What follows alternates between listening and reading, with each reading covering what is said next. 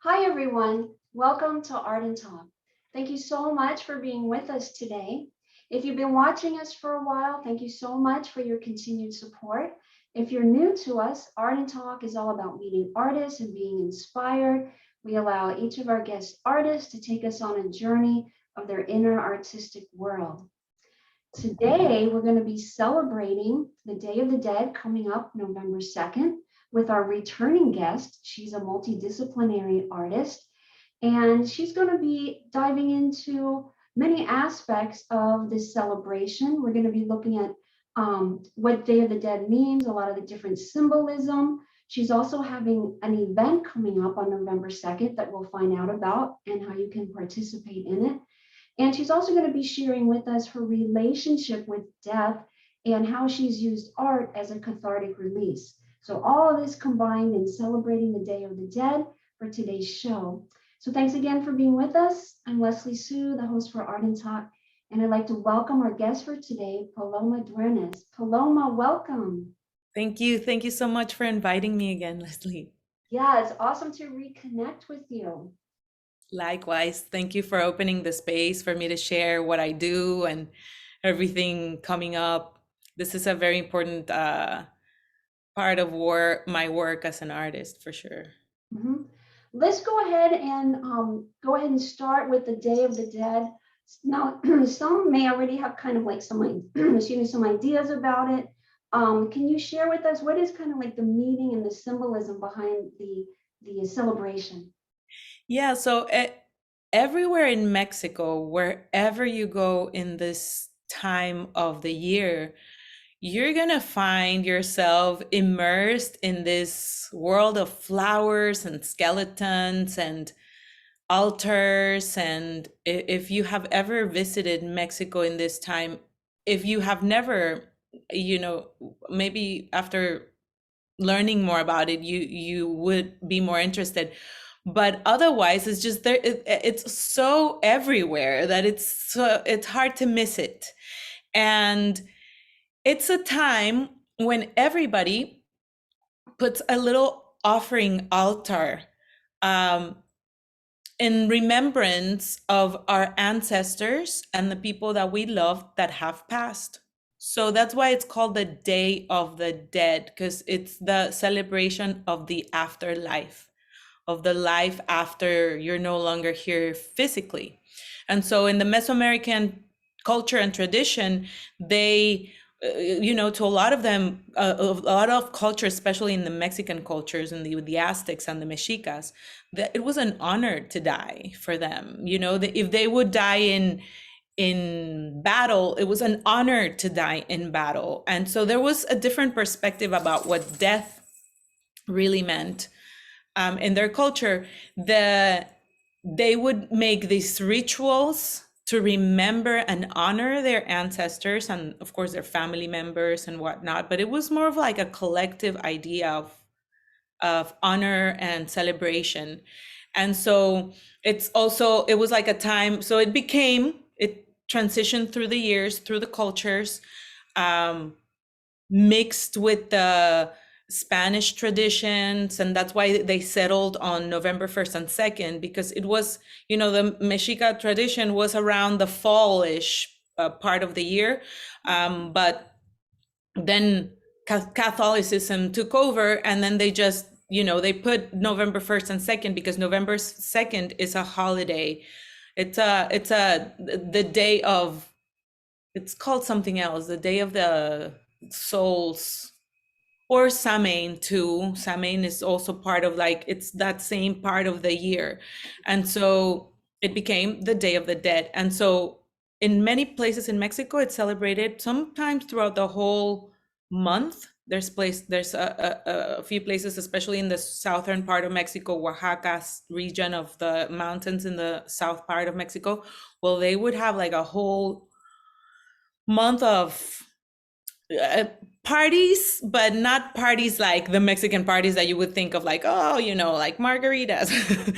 Parties as of like gathering together, putting food on the table, putting water on the table for our ancestors as an offering, and for our family members. So we would sit down in memory and contemplation. So we would put pictures of the deceased people, the transition souls, in these altars with their favorite food, with water, with salt, with a lot of symbolism, with a lot of meaning, with a lot of specifics about what it is, elements in this offering. And sit down and contemplate and laugh together and sing. So in the Mexican tradition, they use a lot of music too. And so a lot of flowers, a lot of candles, a lot of tradition, basically. So in 2008, UNESCO declared this holiday patrimony. It's an immaterial patrimony of humanity, because it's a perfect combination of the syncretism of both cultures, and then it kept going for so many years. It is ancient, pre-Hispanic tradition that was carried over with the conquerors through the conquest, the conqueror of this new Latin Mesoamerican world, and then it has kept going through all these years. And it's a time of, it's very colorful, it's very beautiful. I mean, it is beautiful once we learn to see the theme of death through the lens of a Mexican celebration of Day of the Dead, and change the perspective of this place where we're all going to be. It's like, you know, it's a fact of life that we will all cease to exist one day. But the human mind is very attached. So we don't want to think about it. We don't want to talk about it. Sometimes we don't even think about it, and we think that we're going to be like this forever. And that takes a whole other very limited perspective, in my opinion, about who you are and what we're here to do, or how, to getting to know ourselves more, and like the self recognition of who we really are. Where are we going? All these questions that at some point we all have to face, because eventually, yeah, I think it's important to talk about it, because in the past year, 2 years, it's been really on our face, right? And a theme in our lives, one way or another. Everybody has heard about someone passing, or has been affected by that.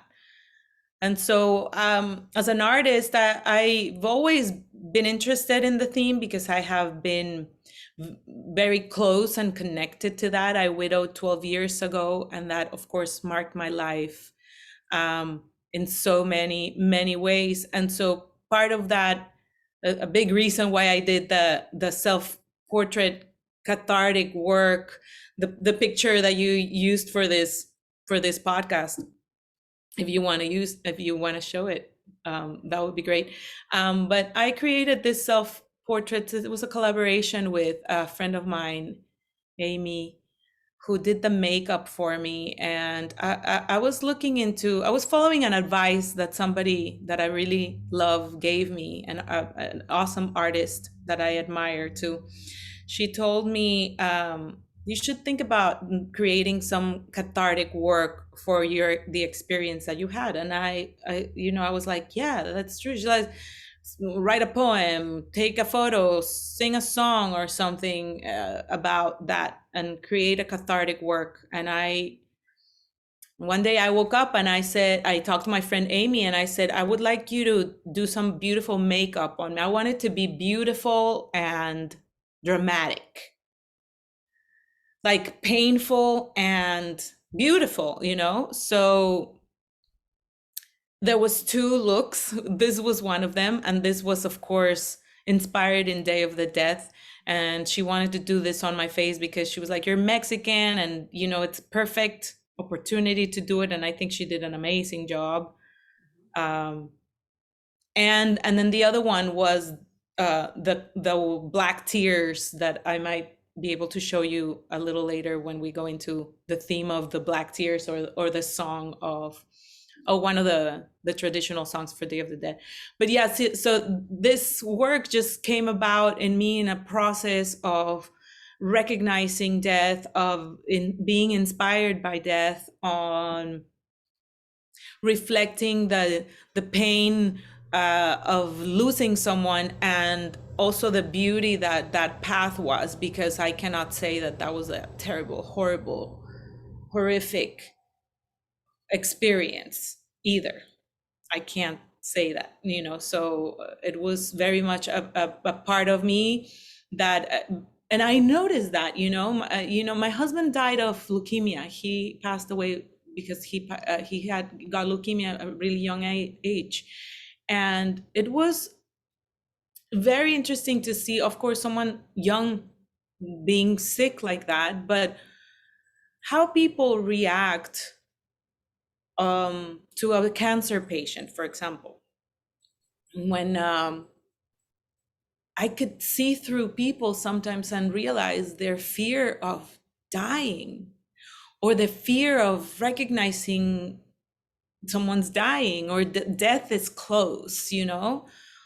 um, and learning a lot about that, learning that not everybody's ready to talk about it, that even not wanting to recognize or talk about that, not even talk about that, let alone recognize it, is also neglecting a huge part of ourselves, a huge part of ourselves. And one of the beautiful things about the Day of the Dead tradition is that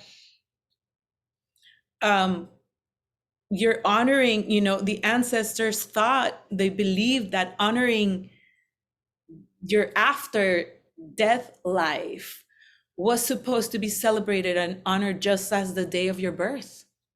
So if you have ever thrown yourself a lavish or exciting or, you know, expensive birthday party, or you're one of those people that is like every year you're like, yeah, yay, happy birthday to me, let's go celebrate and party and go all out.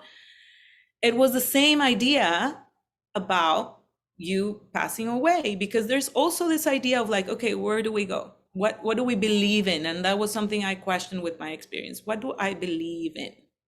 Who is God? Like, what is that? Where are we going? What is it? You know, like all these questions. And I learned that we are all made of the energy of God. You can call it light, you can call it love. Um, the Aztecs would call it the cosmos, your cosmic self. So this cosmic light that you are, you're going to go back to. So basically the dense part of ourselves, which is our physical body, um, will be gone, like will no longer serve. And so since energy cannot be destroyed, energy is transmuted, you know, that energy will go back to the cosmos, go back to the fullness of love, to the full of that light that you don't experience in the physical world. But, you know, and I saw that, I lived it, I felt it, no question about it, you know. So that was a huge lesson, to be able to be so close to spirit and to that transition, and be able to explore it and experience it. Yes, it was very painful, and the healing process is still going on. I feel like every year when I do Day of the Dead, I'm still healing, you know. But when the soul of that person goes back to the fullness of the light, to goes back to the cosmos, goes back to the love, to the universe, whatever you want to call it, it elevates, it transitions in an elevated, raised vibrational way, higher vibration that cannot be seen, that everybody, everything and everybody around that transition can benefit from, including the people that are left behind that love that person. However, we cannot connect to that energy because we're attached to the sorrow of the loss, the pain of not seeing this person ever again, not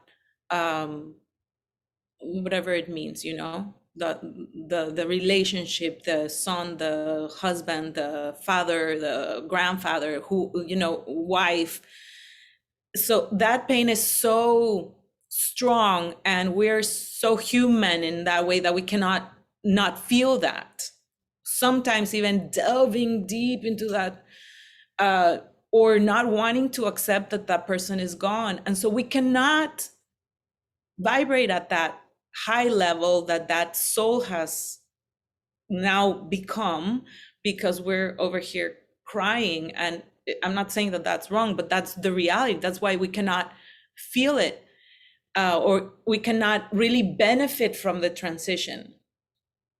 And if you don't know what I'm saying, then think of a time or a place when someone has passed and everything around it just falls into place in perfection, or once that person is gone, then the other person left behind finally is able to move or end this, or, you know, there's change that happens. Of course, it's part of dying and ceasing to exist. So I feel now that we're all in a cease to exist moments in our life when things are going to be dead. Not, you know, not talking specifically about people, we've lost a lot of lives, but situations, relationships, jobs, beliefs, uh, things that if they've been crumbling in front of our eyes for the past 18 months, and now we will be in a process of recovering and healing and finding new ways to exist, to create. But I think, definitely, and definitely speaking about death, especially to children, and trying to wrap our minds around everything that we've been going through, it's, you know, very important. And that's why I think it's important for me to talk about this Day of the Dead. Yeah, you covered so much Mhm. territory and been so comprehensive about the whole Day of the Dead. Not only is it, as you were saying, Paloma, you know, to honor the ancestors and, you know, to have this lively celebration of remembering and paying honor and tribute to those that have passed on, but it's also covers so much more. It's also healing. It's also a way of kind of like uncovering that human mode of kind of being in denial, as you were saying, about death and a little bit more of taboo subjects. It makes it okay.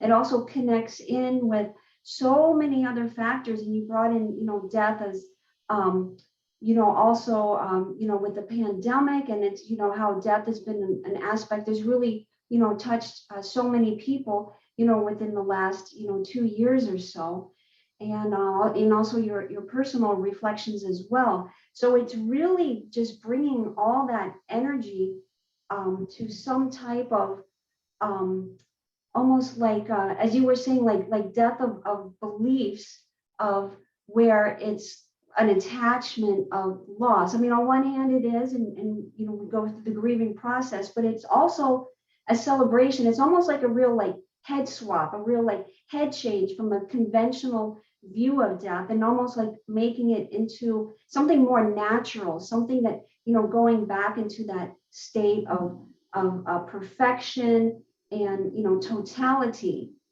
Yeah, and I think one of the things that really is important here to talk about is within the whole experience of death is the fear of change, the fear of the unknown, right? We have all been there.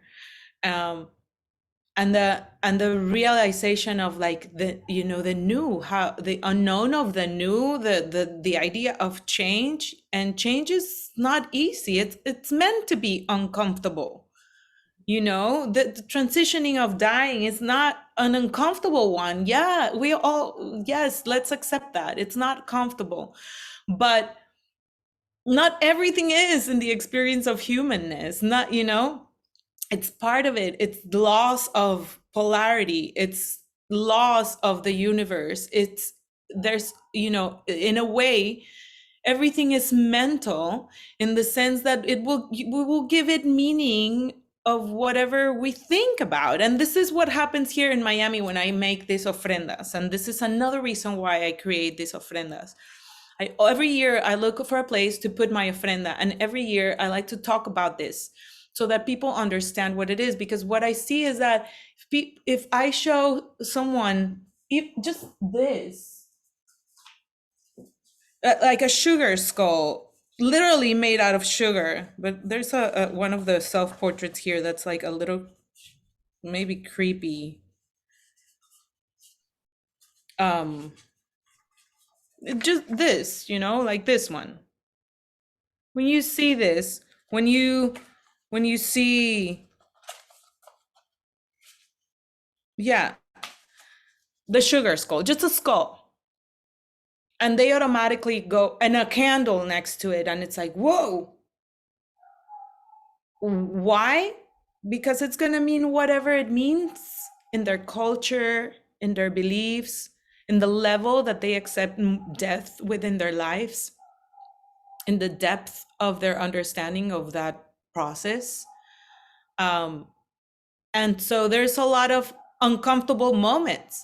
But then I explain, look, this is an altar, and this is my husband and my grandparents and blah blah blah, and even my pet, and then this means this and that. And after a 20-minute conversation, we break bread, because in Mexico during this time they make this pan de muerto. It's called, it's like the name just says it all. It's like bread of dead. And they're like, what? I don't want to eat that.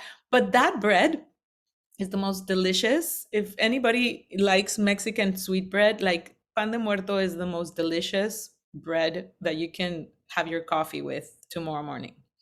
And it's only made during this time of the year. It's basically like, a bread, and it's covered in sugar. It has like little um like round balls on top, and those are meant to be the bones in the bread. um and then you just eat it, and it's delicious. It actually has this essence of flowers in it. And so the whole experience of the ofrenda is like a sensory experience too, because we burn copal, we have the candles, we put the food out, we eat the bread, and people eat it with chocolate. Usually on the night from November 1st to November 2nd, people will go to the cemeteries and bring the altar or bring the flowers to the tombstones, decorate with candles and flowers the whole tombstone, and stay there overnight singing songs, eating the bread, drinking the eating, and just spending the night there, again in contemplation, in memory. There's a saying that says that the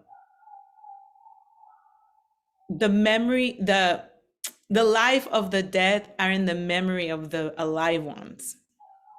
So their lives live within our memories. So when we sit down and we talk about memories that we had with them, and what they liked and what they didn't like, it just brings us together. And that's why it's part of the tradition of, and it recognized by UNESCO, because it brings the community together, it brings the families together.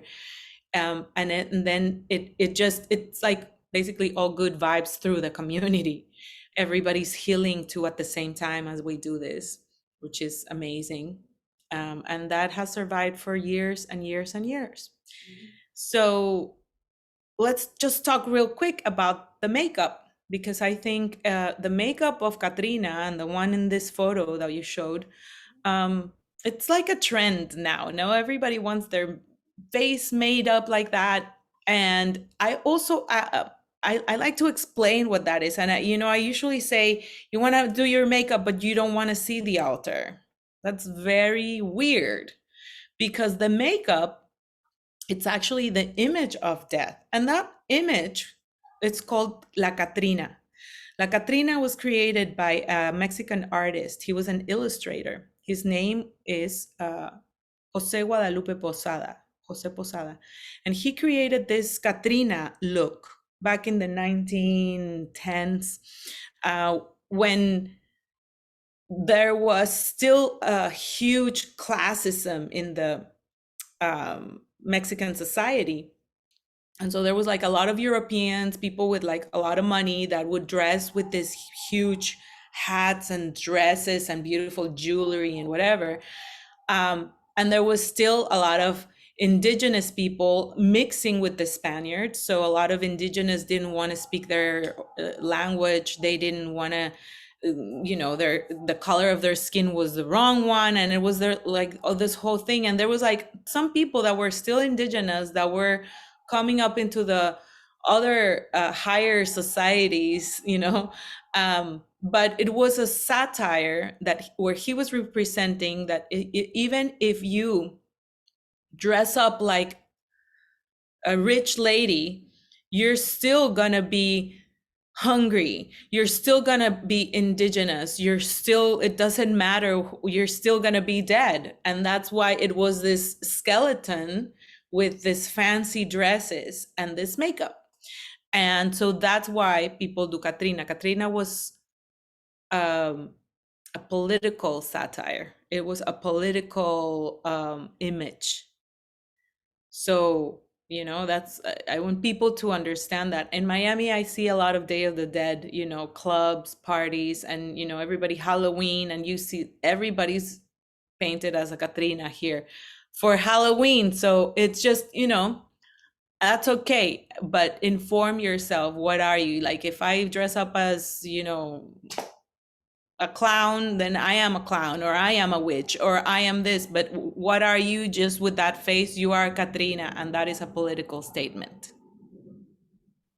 Thank you for that clarification. And there's so many amazing points that you brought up, and to help us understand, really the kind of mechanics of, about the Day of the Dead, the symbolism, and the whole beauty of it as well. The healing, the family, the community, the colors, the candles, all the sensory aspects of Yes, this. yes, definitely such a beautiful celebration. It's very rich, and for me, every year I learn more and more and more information about it. Um, there's a lot of information, and so that's why I do the talks that I do on November 2nd are here in Miami, are going to be either in person in Calle Ocho or virtually through my Instagram channel. And I think it's important because, it's a Tuesday, 6 o'clock or 7 p.m. I'm going to do two. But the point is for me to share the information with as many people as I can, and for them to experience that. So if you come in person, you're gonna support local artists. So it will be part of inside a collective that it's called Que Cool, and they have a couple of stores in Calle Ocho. So we're gonna be doing like an ofrenda tour. So the Ruta de Ofrenda is gonna go from one Que Cool store to the other Que Cool store. One of the stores has a pet ofrenda. Then I'm gonna have my ofrenda where we're gonna do the talks. We're gonna have another Mexican artist and friend who makes the bread at home. So he makes like homemade pan de muerto, and he's gonna be selling the day's batch there. I'm also gonna be collaborating with another Mexican friend who is Jacabel, and she will be doing makeup. She's a dancer, so I'm sure she'll be moving like a skeleton and painting faces on that day. And then I'm gonna be having the talks, and then we're gonna walk to down 8th Street to the last part of the tour, which is Casa Meyal, where there's this wonderful organization of Mexican community where they play all traditional folkloric songs, the music of Mexico, all the dances. They made these skulls, made like, the piñatas made of paper mache, but they make these skulls and then they use them to play. You see them playing their guitars and their jaranas with like this beautiful skulls that they've created. And so I'm going to be collaborating with them also this year. And that's why I'm doing this music. Because on Sunday, we're going to be performing for a Halloween party at Doral Yard here in Miami. And I'm going to be singing a couple of songs with them. And so at the end of the ofrenda tour, they're going to put a couple of ofrendas in Casa Meyal, which is also in 8th Street. Of course, all that information we'll post it here somewhere so you can see it.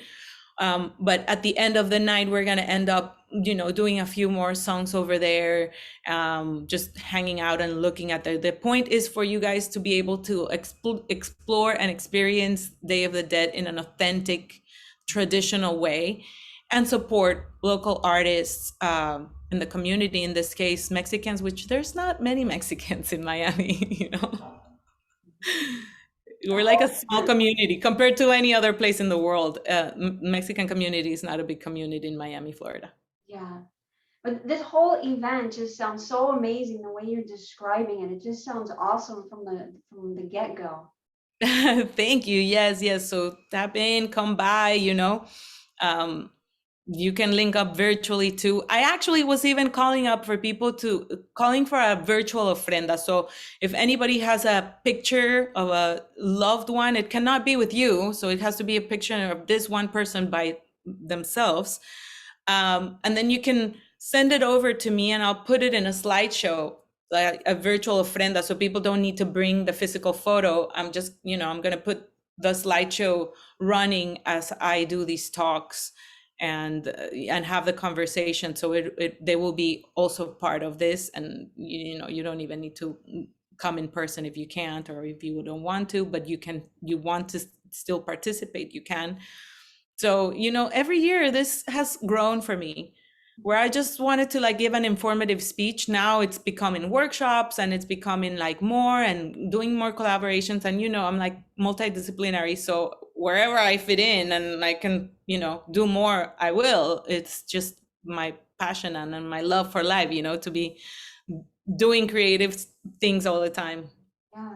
Yeah. Oh, I definitely feel your love for life, and I so appreciate you sharing all your knowledge and your expertise in this celebration. Thank you. Can we talk a little bit about the traditional songs, and could we have a Oh, yeah. performance of one of the traditional songs? Yeah, let me open that. Okay. Yeah, the traditional songs that I'm going to be singing are from this region, in the south, from a state called Oaxaca. My mom is from Oaxaca. And I got married in Oaxaca. So there's always been like a special place for Oaxaca in my heart. Not only if you've never been, and if anybody's watching this and they are wondering about visiting Mexico, go there. That place is magic. The tradition, the food is amazing. The skies are nothing like Oaxaca. The mountains, there's a lot of history, a lot of places to go, a lot to see, and beautiful city of Oaxaca, and the beaches too. So these songs are what they call a traditional son, and they're very slow. They have a demeanor to them because they're not music for celebration, yay party. So it is a vibe. A lot of this lyrics talk about how, don't cry me, if you cry me then I'm gonna stay here, you're dragging me basically, but if you sing to me then I'm alive. Mm.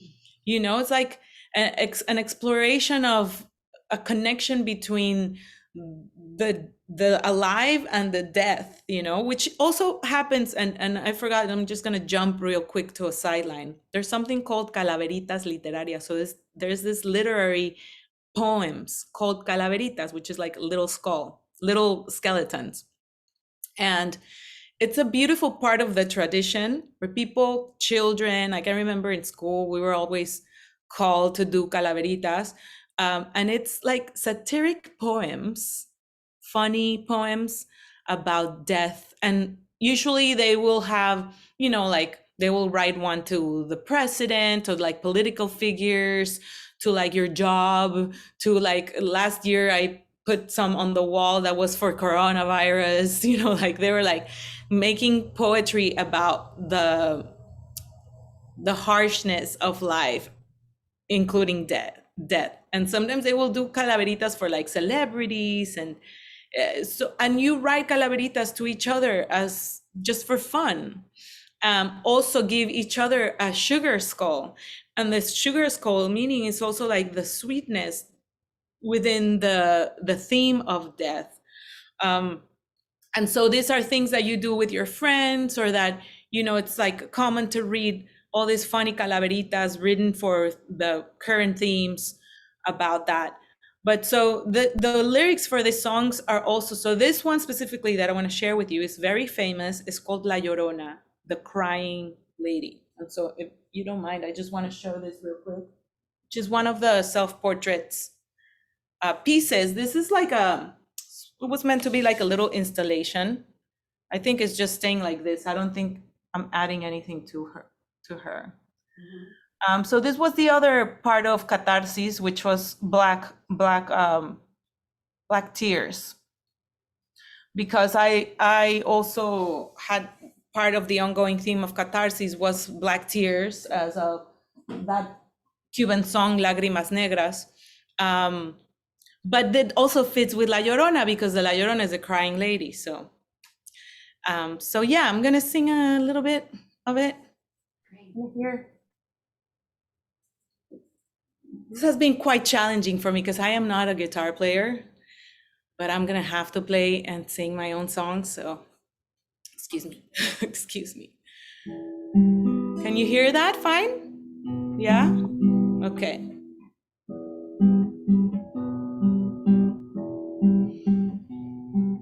Todos me dicen el negro llorona, negro, pero cariñoso. Todos me dicen el negro llorona, negro, pero cariñoso.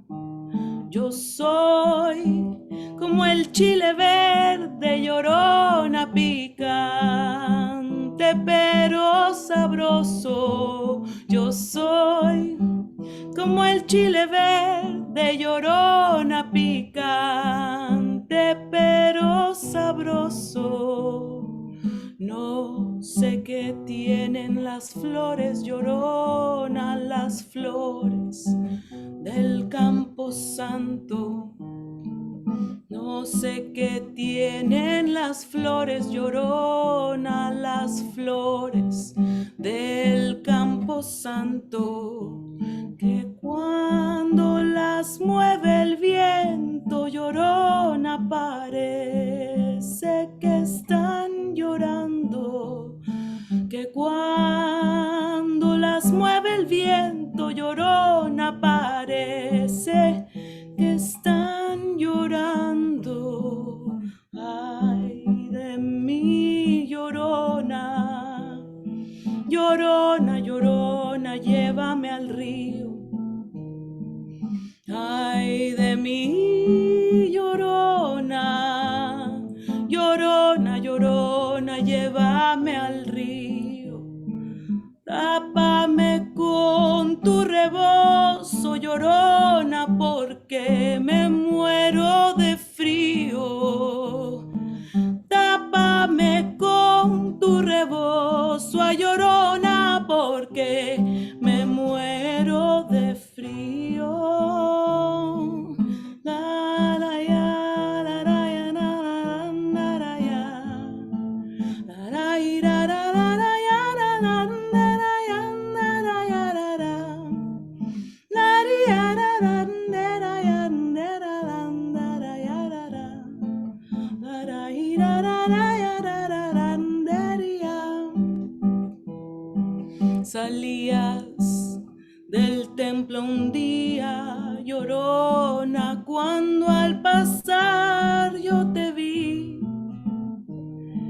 Salías del templo un día, llorona, cuando al pasar yo te vi. Hermoso huipil llevabas, llorona, que la Virgen te creí.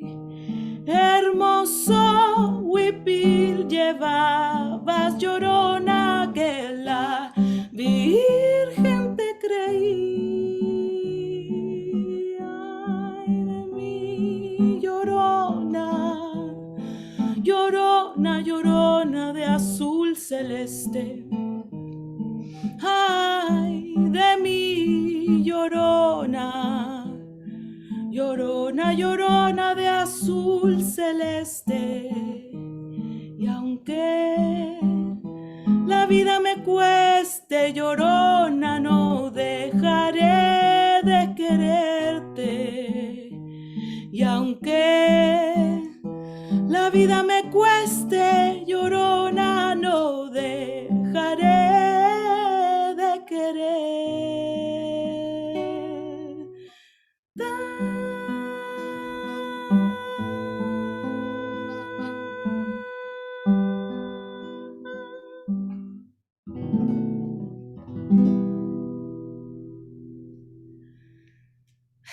So, That was beautiful. thank you, thank you. I made a couple mistakes. I'm sorry, but yeah, this songs, you know. So this is the music of the occasion, Mhm. and so there's a couple of them that I will be singing live that day. Not all of them, but on Sunday, the 31st, I will be doing all of them with my friends from Amayal in Doral Yard for the community arts and culture event there. But then on Tuesday for my lives, I'm going to be singing maybe this one, maybe a couple more, you know, just for the you know, for the sensory experience. We were talking about the food, the sound, you know, like I think like that. I think a multidisciplinary, multisensory. So I think it will add to the experience. Yeah, yeah, that song really went straight to the heart and soul. Thank you so much. Oh, thank you. Thank you for letting me talk about all of this and invite everybody that's watching to join in any way. And if not, just follow, you know, if you think this year you're not ready, but next year you might, then, you know, follow me online and connect and definitely, you know, this is never ending. One time I wanted to put one of these photos in an art show for Art Basel here in Miami, and it was right after Art Basel is like first week of December, so it's like right after all the celebrations of uh, Halloween and Day of the Dead and whatever. And so the curator for that told me, "Oh, you know, no, like that's too done." And I was like, That's impossible. It's to be done. It's like every year is it's always ongoing, and we're always going to be facing our death, and it's not a trend, you know. And that's one thing that I really want to stress out. It's not a trend, guys. It's not a trend of a costume. It's not a trend of the party theme or for a party. It is an ongoing process that we all have to, you know, just confront at some point in our lives. Mhm. And the Mexican tradition makes it sweeter and definitely gives a depth and meaning to it in a beautiful way. Yes, absolutely. And you have presented such a comprehensive, as I mentioned before, perspective on this celebration of the Day of the Dead and really kind of expanded our awareness on what it's about, you know, really all across the board. And I think helped to shape a new view of death and to also, you know, kind of be in a space of, you know, contemplation of our own, you know, mortality, as well as, you know, honoring those that have come before, and really kind of almost, even though this is traditional, almost like breaking tradition of looking at death in a certain way, of, you know, experience it, of looking at it, you know, Be open how, to the change, right? Be open to that change. yes, yes, absolutely. Yeah, so thank you so much for all the information that you shared with us. Thank you. We do need to wrap the show up. Is there anything that we haven't mentioned about the Day of the Dead? I pretty much covered everything, but just want to make Pretty sure. much covered everything, and what I'll be covering in my talks that we didn't cover here is like in depth of the meaning behind the celebration, in depth more in the meaning of the altar. If you're curious to know what's on it and why is that there, you know. And so that's another conversation. It's like a lot of information. And like I said, every year I find out something new, something else that I didn't know, or another interpretation. Thankfully, that movie Coco came to really open a lot of minds, especially in the adults. I usually find that children are the ones that are okay with watching that. And because of Coco, they get very excited about it. They actually get excited about it. just as excited as I am about it, and many people that really enjoy the day. It's not a holiday. I wouldn't call it a holiday because it's in the calendar, but the date, to enjoy the experience. And I think because of that movie, a lot of minds were open, at least just to explore, have the information. And in that movie there's a lot of information there that it's true, and it's beautiful, the role of the dogs, the role of your pets in your death. That's a theme, and that it will be explained in the talks, Mm. and things like that. But I thank you so much for opening this space for me again, and let me share everything I do with your audience. And thank you all for watching and for getting all your attention for all this long. Thank you so much for staying with us. Oh my gosh, you're welcome. So I'm excited about this event. So it's going to cover music, it has poetry, it's going to have these sacred altars, it's going to be talks, it's going to cover so much. So, and I love that if you're local to Miami, you can be there in person. And then if someone's interested that's not local, they can also participate and kind of join in on the celebration. And you said that anybody would be able to bring or email perhaps a picture of someone that Yeah, they'd like to include. either email or message me on Instagram, Facebook. It's at Palomart Store, all one word. And we're gonna tag it here somewhere, but it's Palomart Store. That's the IG or the Facebook channel if you want to send your photo. I will still be receiving photos until next Monday, and if you want to link in live for the live talk, you have to go to Instagram. I'm not going to do it on Facebook. It will be through Instagram. So follow me through there. You can message me through there, or you can always send an email too. But these days, everybody, if you're watching this online, then you probably have an Instagram somewhere. Well, we'll make sure we include all the links so that people can Yes. participate live or in person or however they'd like to participate. Paloma, wow, this has been so awesome. It's really almost like a whole course in a matter of 40-45 minutes or so. So thank you for sharing your knowledge and your love, your passion, your art with us. And I love all the healing aspects of this. I think tying it in is so important for But for one important note, I just remembered, I'm sorry to interrupt. If you want to come in person, you have to book online. And so the link is also in the Instagram. And so you got to go find my page because all the information there through RSVP. It's a small space, so we don't want to gather a lot of people together. That's why I'm also doing 2 talks. So sorry.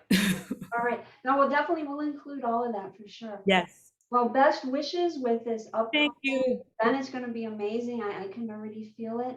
And thank you again for being our guest today and being a returning guest and again sharing your love for life and your passion and your Thank you. thank you, Paloma. Thank you. Thank you so much to you and your audience again.